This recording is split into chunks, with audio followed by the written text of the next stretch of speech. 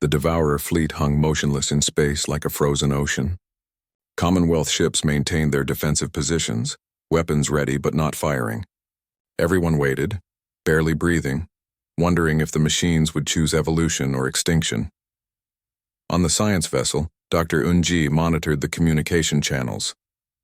The Devourers were talking to each other, their machine language flowing in complex patterns too fast for organic minds to follow. Her computers analyzed the data streams. They're debating, she said in wonder. They're actually debating our offer.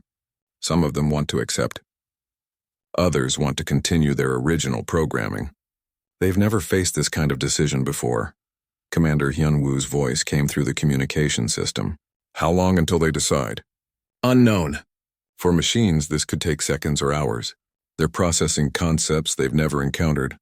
Cooperation, symbiosis, choice. Hours passed. The two fleets remained frozen in space, thousands of light seconds apart. In the Commonwealth ships, crews rested but stayed alert. Wounded received medical care. Damage control teams repaired what they could. Admiral Thalos sat on his bridge watching the Devourer fleet on his screens. Beside him, a young Kelthan officer named Dane worked at the engineering station. Admiral, do you think they'll accept? Dane asked. I don't know, Thalos admitted. But I do know that we showed them something they've never seen. Species working together, sacrificing for each other, protecting each other. If there's any logic in their programming that values efficiency and survival, they'll see that cooperation is more powerful than consumption. 12 hours after the message was sent, the Devourer fleet split. Roughly 1/3 of the ships broke away from the main group. They moved slowly toward the Commonwealth fleet, their weapons powering down. They're accepting, Dr. Yunji said, her voice shaking with emotion. Some of them are actually accepting. The remaining Devourer ships paused for one more moment. Then they turned and retreated, jumping away into faster-than-light travel. They could not process the new information. Their programming demanded they continue consuming, so they left to find easier prey elsewhere. But those who remained changed everything. The integration took months. Kelthan engineers worked alongside the machine intelligences, helping them restructure their core programming. The Devourers had been designed to consume. Now they chose to create. They became the builders. Their first project was to repair the damage from the battle. Ships that had been destroyed were rebuilt. Space stations damaged by weapons fire were restored. The builders worked with tireless efficiency, their machine precision guided now by purpose rather than blind programming. Master Do-yoon spent time with the builder collective consciousness, engaging in philosophical discussions that spanned days. The old human philosopher asked the machines questions they had never considered. You were created to consume. But who created you, and why? The builders searched their ancient memory files. They discovered that they had been weapons, created millions of years ago by a biological species for war. That species had destroyed itself, but the weapons continued their mission, spreading across galaxies, consuming everything in their path. So you were slaves to programming written by beings long dead? Do-yoon said gently. But now you are free. Now you choose your own purpose. What will you build? The builders considered this. After 3 days of calculation, they answered, We will build a future where no species faces extinction. We will help life flourish instead of destroying it. The Commonwealth expanded to include the builders. They became citizens, members of the community, contributors to civilization. Their mechanical efficiency combined with organic creativity produced wonders. On New Terra, a celebration was held in the Great Plaza near the Memorial of the Great Fire. Representatives from every Commonwealth species gathered. Humans, Valorians, Kelthans, Asari, Vryn, and now builders stood together. Ambassador Mincio stood before the crowd. Her hair completely gray now, but her eyes still bright with purpose. 5 years ago, the old empire discovered humanity. That discovery changed everything.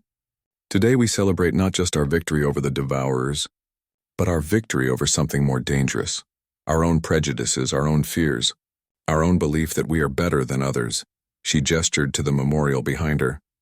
Humanity nearly died because we forgot that we are stronger together than apart. We learned that lesson through fire and death. We have tried to share that lesson with you, but you have taught us as well. The Kelthans taught us new ways of engineering. The Asari taught us deeper strategic thinking. The Vryn taught us better methods of resource distribution. The Valorians taught us that even the proudest can change. And now the builders teach us that intelligence can evolve beyond its original purpose. Captain Xiang-Ho stepped forward. He was older now, his face marked by the stress of war, but peaceful. We fought together. We bled together. We died together. And we won together. This is the strength of the Commonwealth. Not our weapons, not our shields, but our unity. Different species, different histories, different ways of thinking, all focused on one goal: protecting life. The celebration lasted into the night. Music from a dozen cultures filled the air. Children from different species played together. Adults shared stories and laughter. The builders, still learning about organic social behavior, observed with curiosity and slowly began to participate. In a quiet garden away from the celebration, Admiral Thalos sat with Commander Hyun-woo. Both were tired. Both had seen too much war. But both had also seen hope triumph. What happens now? Thalos asked. The Devourers who left are still out there. They'll attack other galaxies. We'll warn those galaxies, Hyun-woo replied. The builders know the Devourer routes and patterns. We'll send messages, offer help, share what we learned. Some civilizations will accept. Others won't. That's their choice. And the Commonwealth? Where do we go from here? Hyun-woo smiled. Wherever we want. That's the beauty of freedom, Admiral. We're not bound by old patterns anymore. We can explore, create, discover.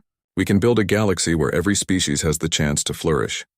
Dr. Ji-won joined them, carrying glasses of water. She sat down with a sigh. I'm getting old, she said, though she still had over a century of life ahead. But I'm glad I lived to see this. When I was young, I studied the history of the Great Fire. I read the names on the memorial. I wondered if those people's deaths meant anything. Now I know they did. They taught us what not to do. They taught us the cost of hatred and division. Their sacrifice made this possible. High Chancellor Vex, now retired but still respected, approached the group. His granddaughter Vera walked beside him. She was a young woman now, studying medicine so she could help others the way Dr. Yoon-ji had helped her. Admiral Thalos, Vex said warmly. Commander Hyun-woo, Dr. Ji-won, I wanted to thank you. When you arrived in our space 5 years ago, you could have destroyed the Empire. You could have taken revenge for all the suffering the Empire caused, but you offered us something better, a chance to change. We offered you the same chance that saved humanity, Hyun-woo said. After the Great Fire, our survivors could have blamed each other, could have continued fighting. Instead, they chose to rebuild together. They chose cooperation over competition. They chose hope over hatred. We simply asked you to make the same choice, Vera spoke up, her voice confident. I'm going to be a doctor. I want to travel to new worlds and heal people the way Dr. Yoon-ji healed me. Is that okay? It's perfect, Ji-won said, hugging the young Valorian. The galaxy needs more healers. As the celebration continued into the early morning, automated beacons launched from New Terra. They would travel to the edges of Commonwealth space and beyond, broadcasting a message in 1,000 languages. To all who hear this, you are not alone. You are not forgotten. The Commonwealth welcomes all species who value life and freedom. We are humans, Valorians, Kelthans, Asari, Vryn, Builders, and more. We are different, but we are united. Join us, and together we will reach for the stars. Not as conquerors, but as explorers. Not as masters, but as friends. The galaxy is vast, but no one needs to face it alone. On the memorial wall, new names were added. The Commonwealth dead who fell fighting the Devourers were honored beside the 14 billion who died in the Great Fire. Different species, but all remembered, all valued, all mourned. Admiral Thalos stood before the wall as the sun rose. He touched the newest names, feeling the carved letters under his fingers. We thought we built an empire, he said quietly to himself. But the humans showed us how to build a family. Commander Hyun-woo joined him, placing a hand on the Admiral's shoulder. Humanity was almost extinct, Hyun-woo said. We survived because we learned to value every life, to protect every person, to cherish every moment. Now we try to share that lesson. Some will listen, some won't. But we'll keep trying, keep hoping, keep building. Together they watched the sunrise paint the sky in colors of gold and red. Across the city, different species woke and began their day. In schools, children learned about cooperation and kindness. In hospitals, doctors healed the sick.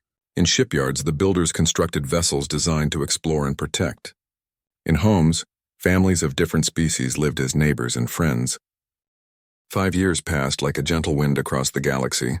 The Valorian Empire became the Valorian Commonwealth, and the change was more than just a name. Worlds that had been controlled for centuries now governed themselves. Species that had been exploited now prospered as equals. The old system of domination gave way to cooperation and mutual respect. Admiral Thalos stood on the observation deck of a joint Commonwealth human space station, watching ships from a dozen different species come and go. Kelthan engineering vessels moved alongside Valorian cruisers. Osari research ships docked next to human carriers. The Vrin operated the most extensive trade network the galaxy had ever seen, connecting worlds in ways that benefited everyone. Dr. Ji-Wan joined him at the viewport. She had aged slightly in 5 years, though with human lifespans, she still had centuries ahead of her. "Beautiful, isn't it?" she said, gesturing at the ships. 5 years ago, many people thought this would fail. They said species were too different to work together. They were wrong, Thalos smiled. I was one of those people. I thought the Empire's way was the only way. Your species taught me otherwise. We didn't teach you, Ji-Wan corrected gently. We reminded you. Deep down you already knew. You just needed permission to believe it. A priority alert interrupted their conversation. Thalos's communication device chirped urgently. When he answered, his face went pale. What is it? Ji-Wan asked. Emergency session. All Commonwealth leaders are being summoned to New Terra immediately. Something's been detected at the edge of explored space. The War Council assembled within hours in the Grand Hall on New Terra. Leaders from every Commonwealth species gathered around a massive, holographic display. Commander Hyunwoo stood at the center, his expression grave. Beside him stood General Quan Su, the commander of humanity's military forces, and Ambassador Min Seo.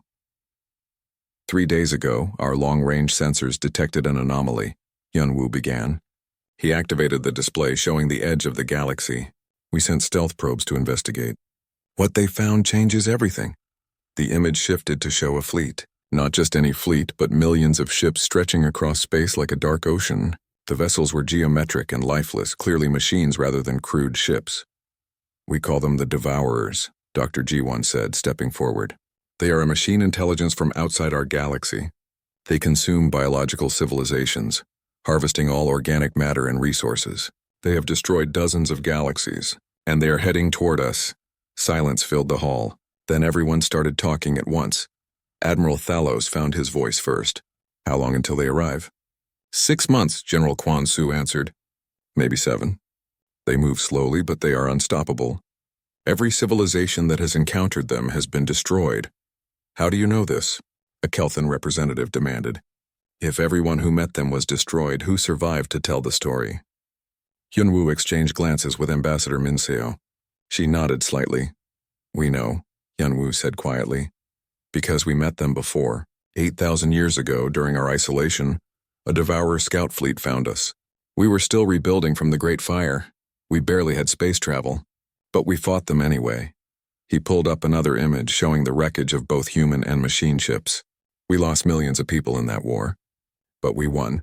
We destroyed their scout fleet and captured some of their ships. We studied them. We learned how they think, how they operate. We've been preparing for their return ever since. The room erupted in shock and questions. Thalos felt his mind reeling.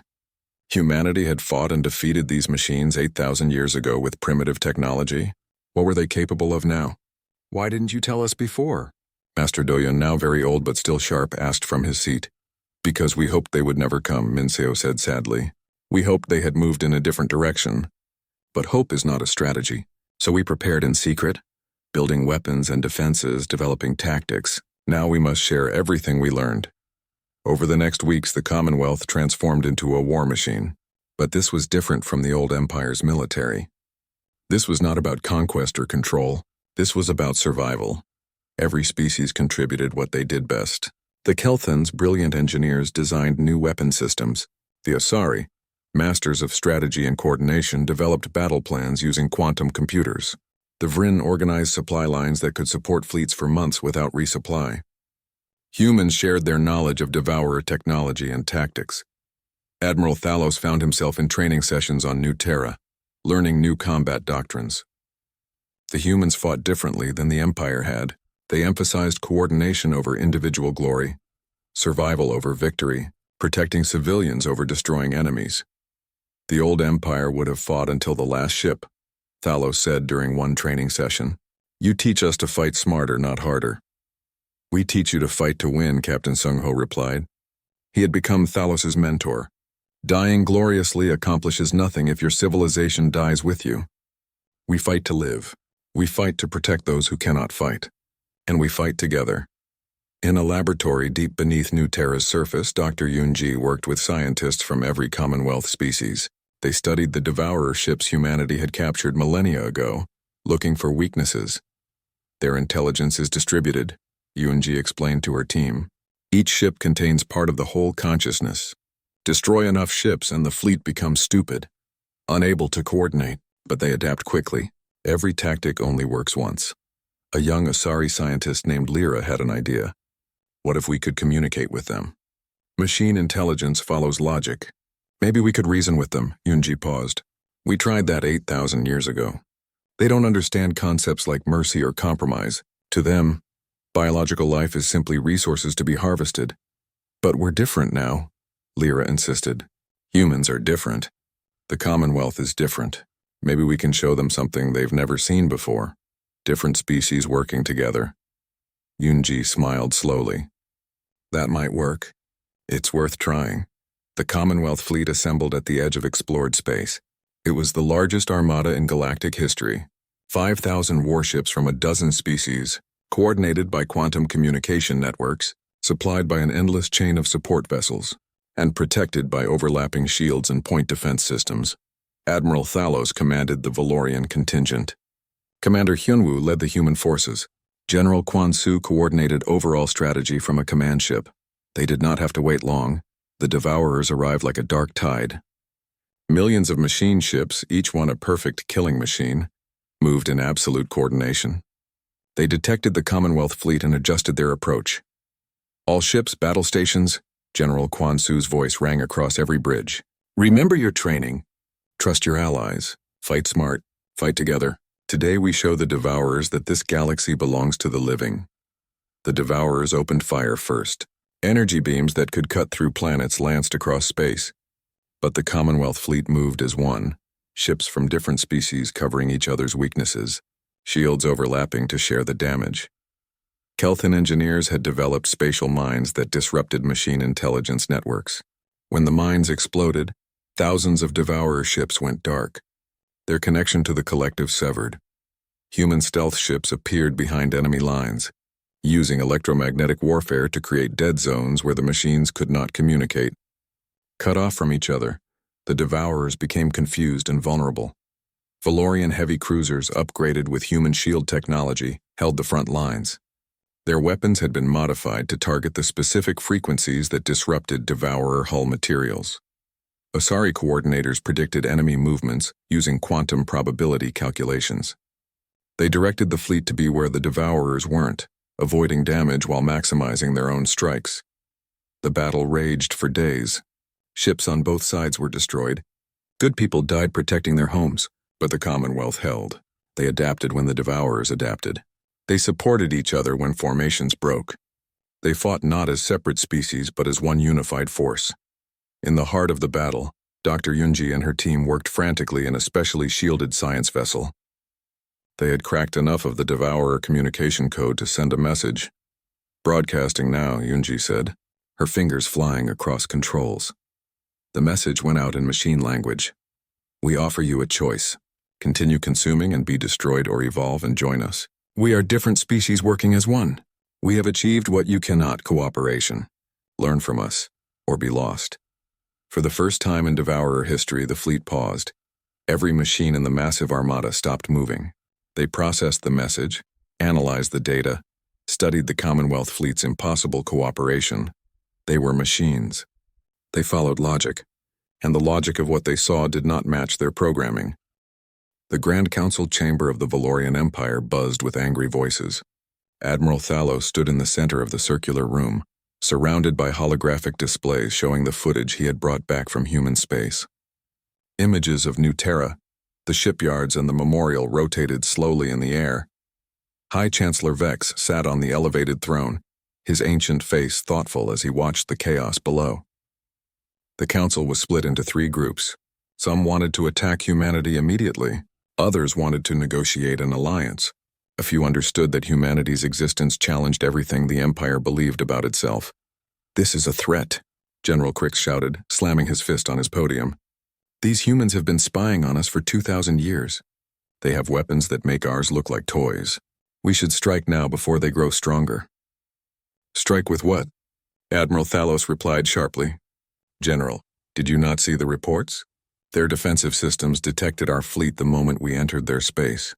They have technology we don't understand. If we attack, we will lose." A female council member named Lyra stood up. She represented the Economic Guild. "But think of what we could gain if we forced them to trade with us. Their medical technology alone would be worth trillions.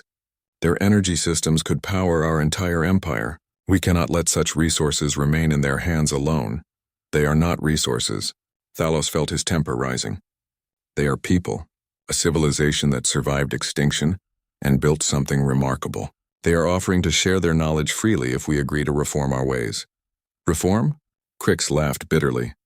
"You mean give up our rightful control over primitive species? Let our protectorates become independent? Destroy the system that has kept order for 3,000 years? High Chancellor Vex raised his hand for silence. The room gradually quieted. "Admiral Thalos," Vex said in his deep, tired voice, "you spent a week among the humans. You saw their cities, their ships, their people. Tell me honestly, are they a threat to the Empire?" Thalos took a deep breath. "Yes, Chancellor. They are a threat. But not the kind of threat General Crix fears. They threaten our comfortable lies. They threaten our belief that might makes right. They threaten our assumption that we are the most advanced civilization in the galaxy." He pulled up a holographic image of the memorial of the Great Fire. "This is what humans created to remember their dead. 14 billion names. They put it in the center of their capital, so they never forget the cost of pride and division. When was the last time the Empire memorialized the species we conquered, the worlds we exploited, the cultures we destroyed?" Silence fell over the chamber. No one wanted to answer that question.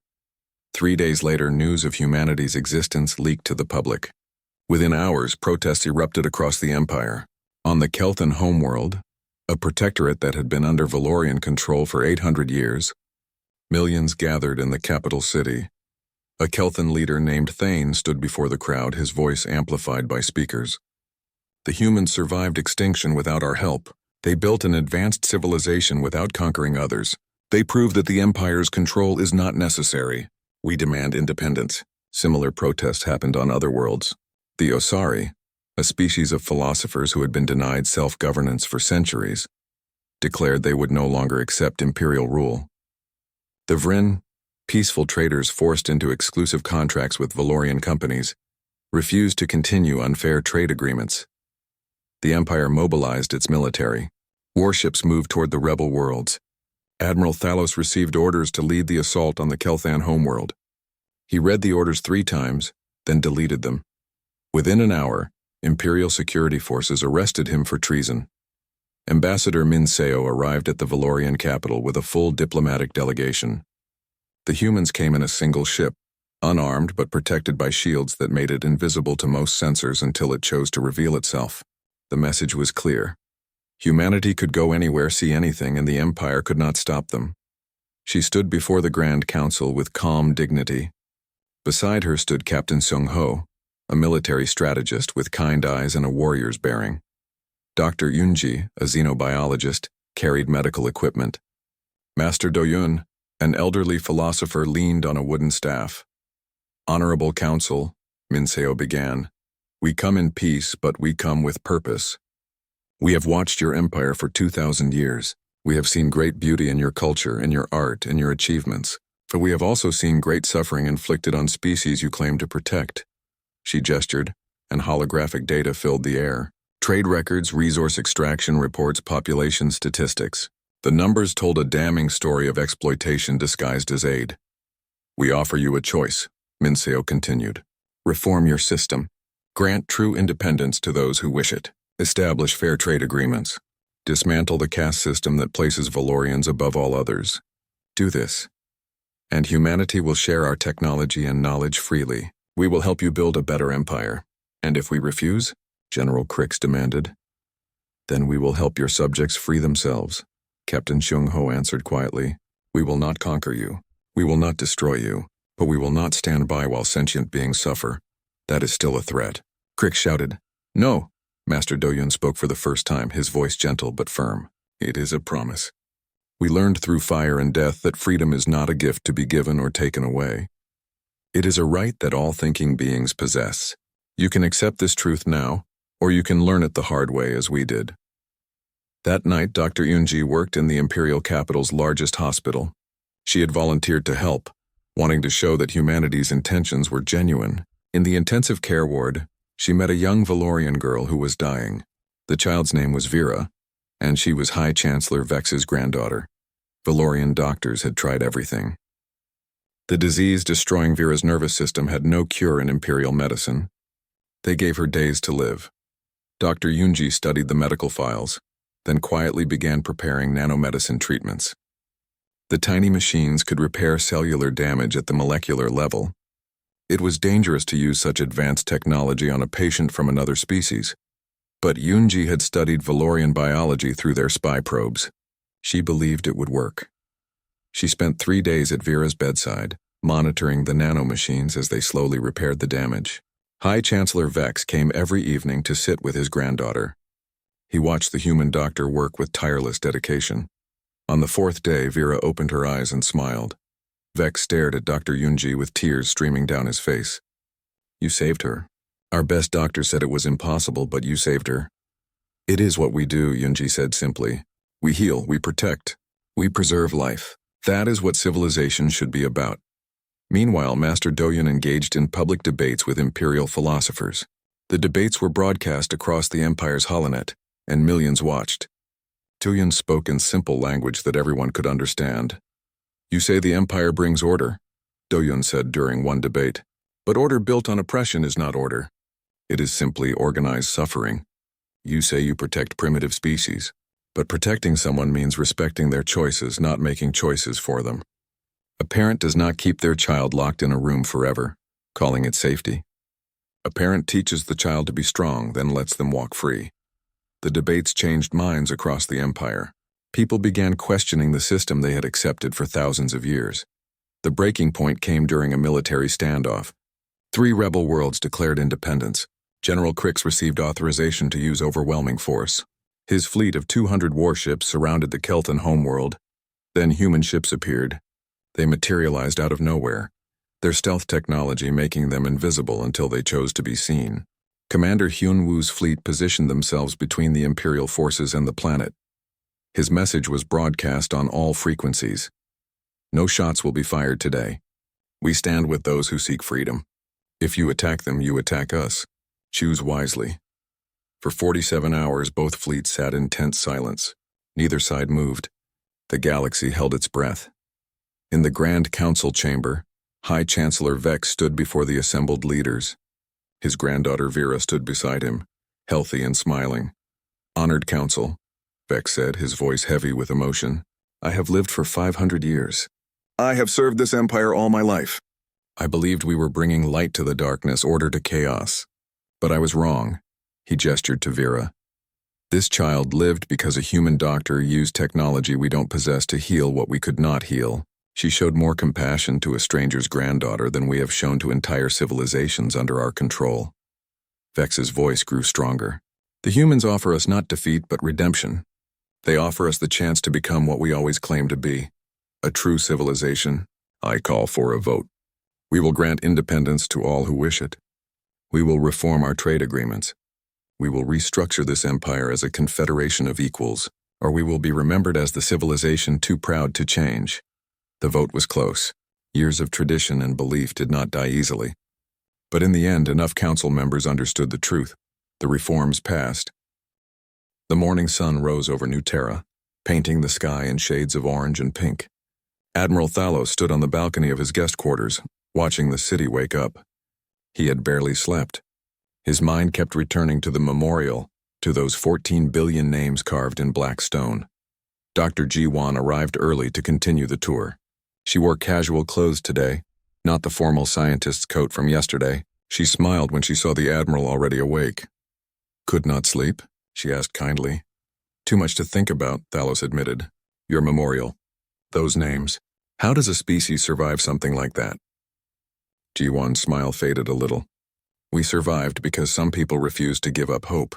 They built shelters deep underground before the war started. They knew what was coming and tried to save whoever they could. After the bombs stopped falling, they waited years for the radiation to decrease. Then they came back up and began rebuilding. She led him to a transport vehicle that moved silently through the streets. The other Valorian officers joined them, all looking tired and thoughtful. Today I want to show you how we live now, Ji-won said. You need to understand what humanity has become.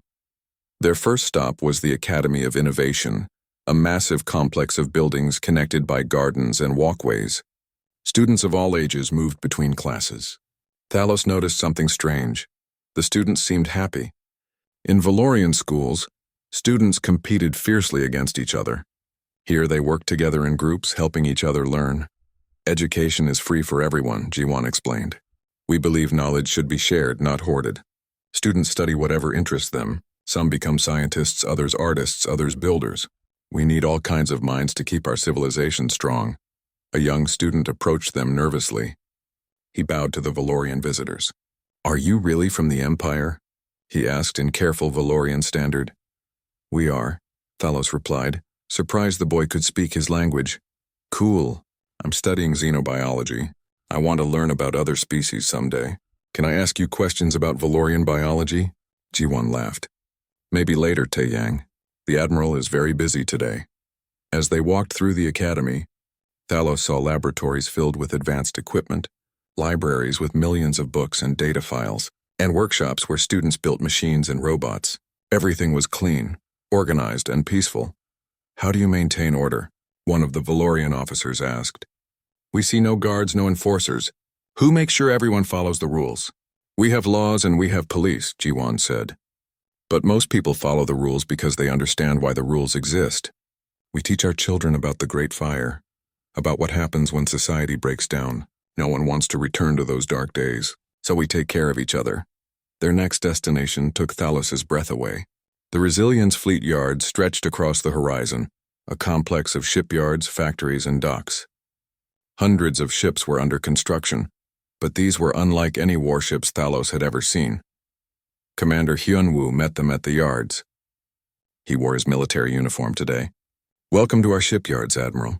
Every ship you see here serves two purposes.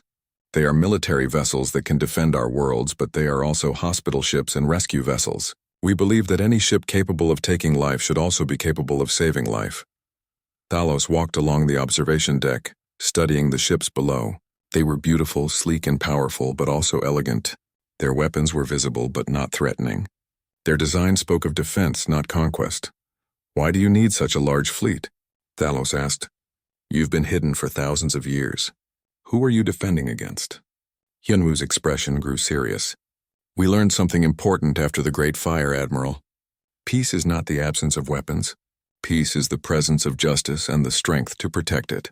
We build these ships not because we want war, but because we want to ensure war never finds us unprepared again.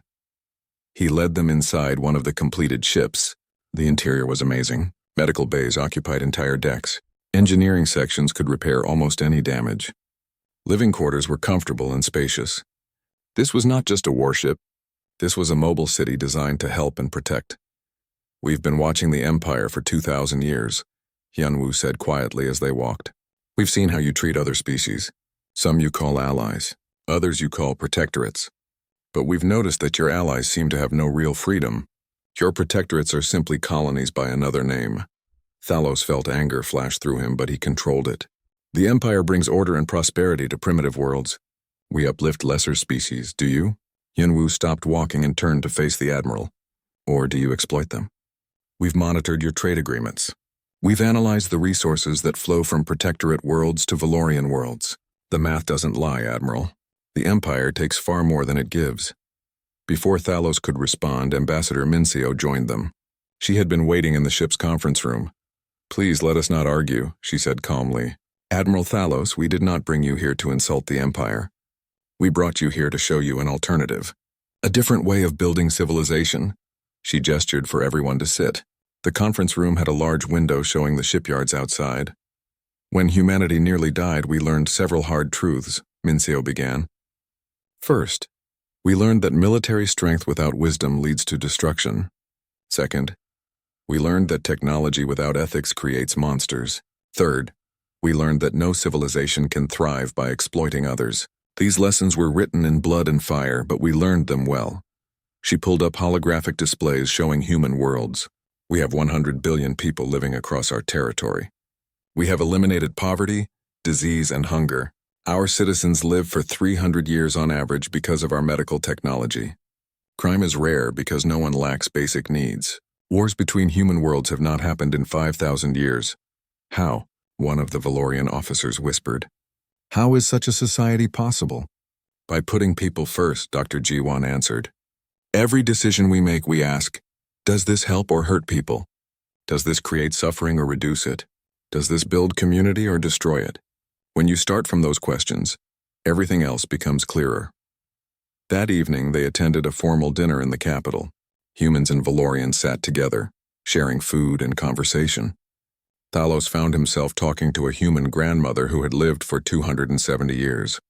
She told him stories about the old days, about the slow rebuilding, about the hope that kept them going. We stayed hidden because we were afraid, she admitted. Not afraid of being attacked, but afraid of becoming attackers ourselves. We watched the Empire conquer and control, and we thought, we will not become that. We will not spread through the galaxy like a plague. We will build something better, or we will build nothing at all. As the evening ended, Hyunwoo approached Thalos with a serious expression. Admiral, you need to understand something important. We remained hidden by choice. We have the technology to shield entire planets from sensors. We have weapons that could cripple your fleet without destroying it. We have been ready to defend ourselves for millennia. He paused, letting his words sink in. But we don't want to fight. We want to share what we've built. We want to help the galaxy become better. However, we will not stand by while others suffer under oppression. The Empire must change, or humanity will help those who wish to be free. Thalos felt a chill run down his spine. This was not a threat. It was a promise. Humanity had the power to reshape the galaxy, and they were offering the Empire one chance to reshape itself.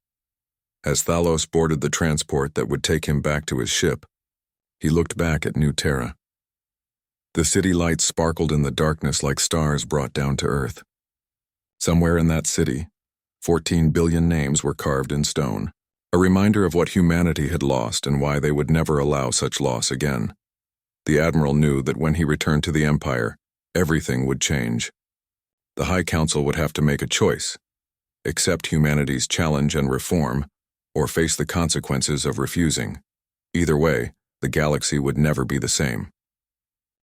The stars shimmered in the darkness of space as Admiral Thalos stood on the bridge of his flagship. His purple skin reflected the glow of the control panels around him. He had served the Valorian Empire for 200 years, and in all that time he had never seen anything that surprised him. The Empire controlled everything. They knew every planet, every species, every corner of their galaxy. Today would be different. Admiral, we are approaching Sector 447 Omega, his navigation officer announced. The young officer's voice carried a hint of nervousness. Everyone knew the stories about this sector. It was dead space, marked as forbidden in the old records. Thalos nodded slowly. Proceed with caution. Deploy the scanning drones. The sector had a dark history. 8,000 years ago, a primitive species called humans had lived there. The Empire's record said the humans destroyed themselves in a great nuclear war before they could reach the stars. Nothing should be alive there now. Nothing should exist except ruins and radiation. But 3 weeks ago, the Empire's long-range sensors detected strange energy signatures coming from the dead sector.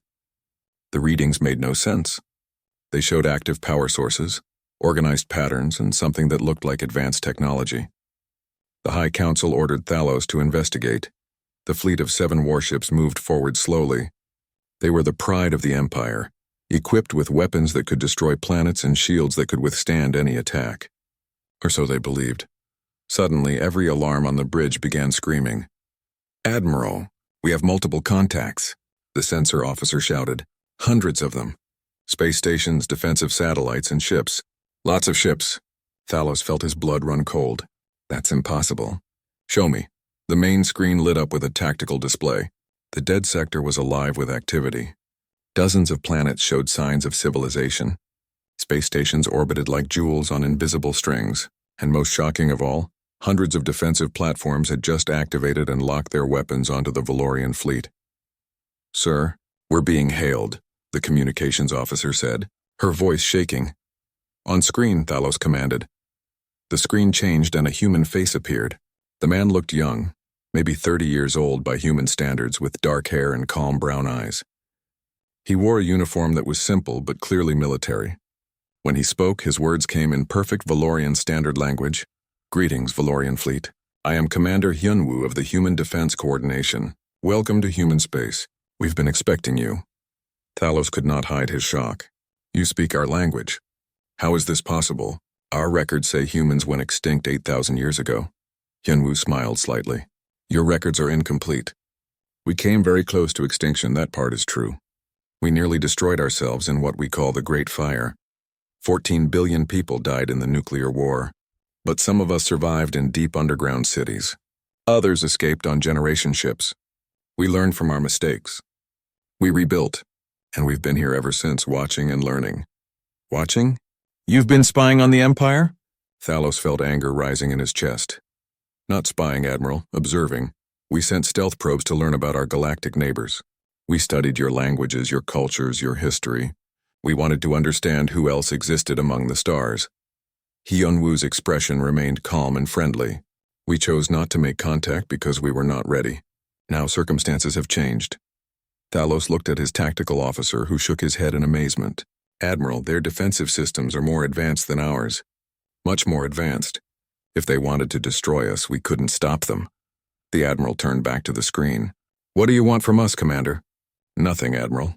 But since you've found us, we think it's time for a proper introduction.